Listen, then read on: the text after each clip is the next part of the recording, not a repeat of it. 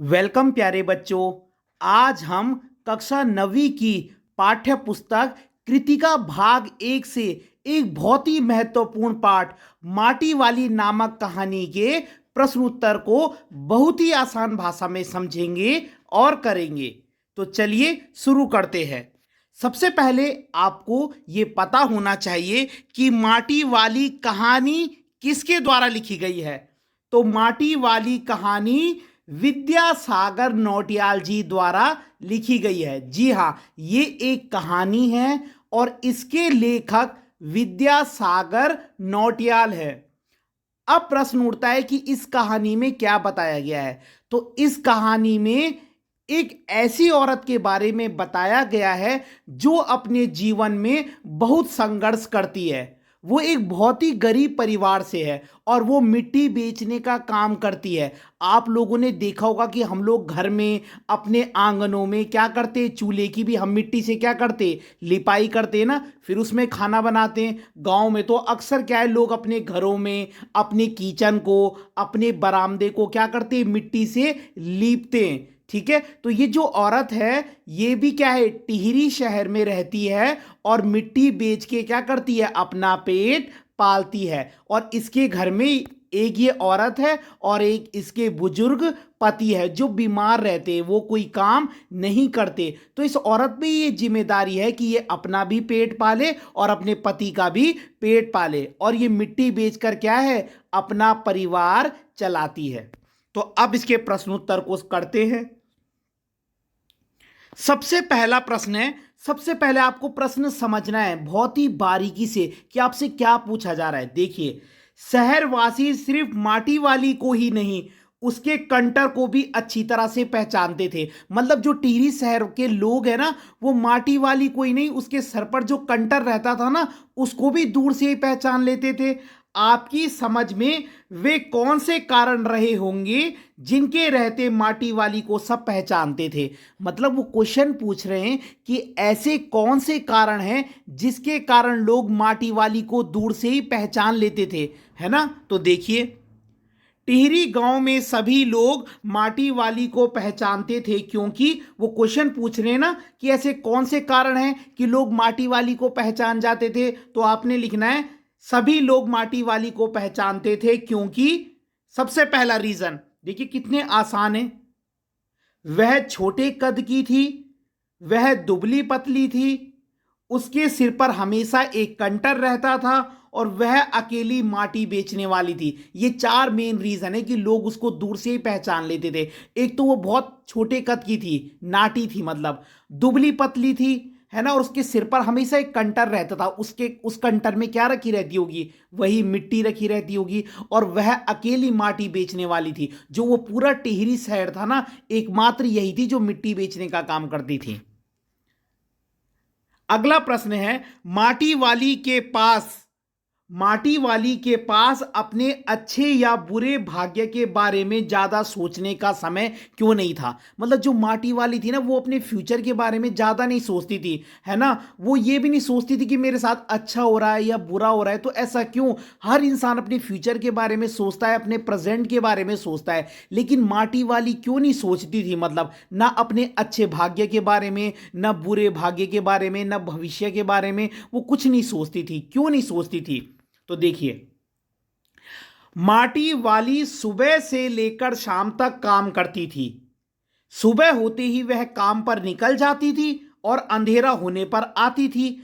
उसके नसीब में केवल काम करना ही लिखा है।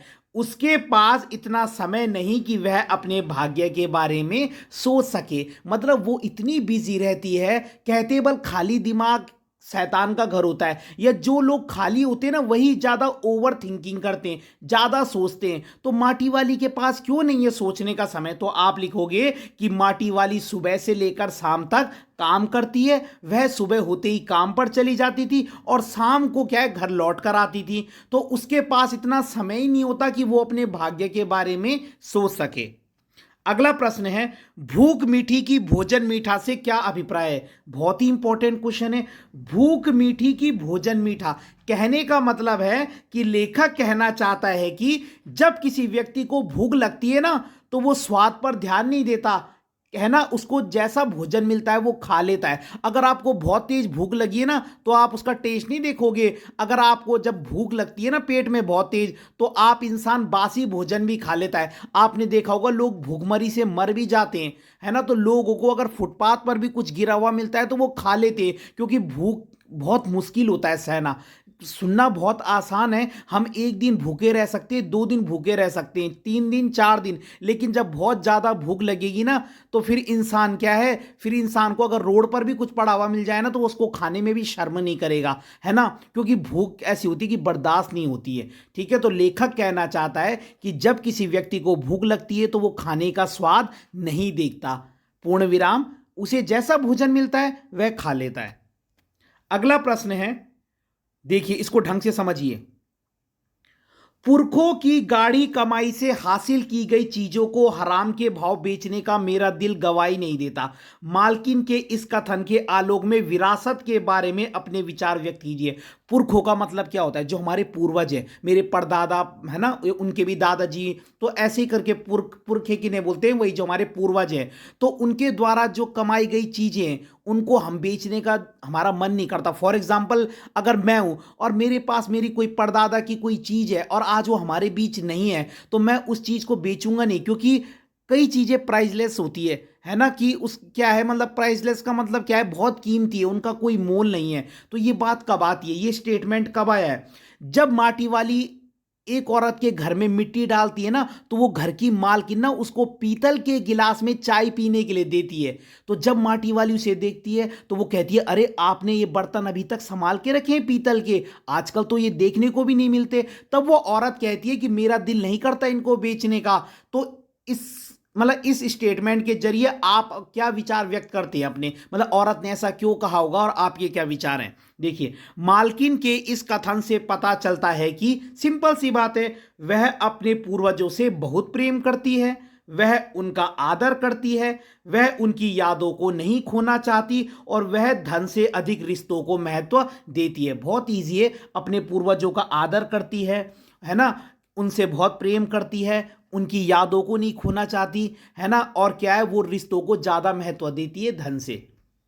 तो ये भी बहुत आसान है। अगला प्रश्न देखिए, माटी वाली का रोटियों का इस तरह हिसाब लगाना उसकी किस मजबूरी को दिखाता है? मतलब माटी वाली को जब रोटी मिलती है ना तो वो रोटियों का हिसाब लगाने लगती है, क्यों? माटी वाली का रोटियों का इस तरह हिसाब लगाना, ये देखिए आप प्रश्न से ही लिख सकते हैं, माटी वाली का रोटियों का इस तरह हिसाब लगाना उसकी गरीबी को दिखाता है ना। अब अगर कोई इंसान एक रोटी गिन रहा है, 2 रोटी गिन रहा है, इसका मतलब वो कितना गरीब है। अब देखिए, वह इतनी अधिक गरीब है कि अपने भविष्य के बारे में नहीं सोचती, वह जो कमाती है उससे 2 वक्त की रोटी का ही गुजारा हो पाता है ना। तो माटी वाली का रोटियों का इस तरह हिसाब लगाना उसकी गरीबी को दिखाता है, और वह इतनी अधिक गरीब है ना कि वो अपने भविष्य के बारे में तो सोचती भी नहीं है। उसे जो आज वो कमाती है ना, बस आज ही उससे 2 वक्त की रोटी का गुजारा हो पाता है, उससे ज्यादा नहीं। अब देखिए नेक्स्ट है, आज माटी वाली बुढ़े को कोरी रोटियां नहीं देगी, उसके पति के लिए कहा गया है। आज माटी वाली अपने बुढ़े को कोरी रोटियां नहीं देगी, इस कथन के आधार पर माटी वाली के हृदय के भाव को बताना है।